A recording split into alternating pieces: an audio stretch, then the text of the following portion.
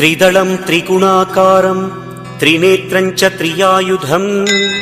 त्रिजन्म पापसंहारं एकबिल्वं शिवार्पणम् त्रिशाखैः बिल्वपत्रैश्च अच्छिद्रैः कोमलैः शुभैः तव पूजां करिष्यामि एकबिल्वं शिवार्पणम् कोटिकन्या महादानं तिलपर्वतकोटयः काञ्चनं शैलदानेन एकबिल्वं शिवार्पणम् काशीक्षेत्रनिवासं च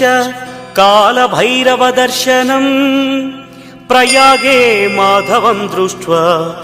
एकबिल्वं शिवार्पणम् इन्दुवारे व्रतं स्थित्वा निराहारो महेश्वर नक्तं हौष्यामि देवेश एक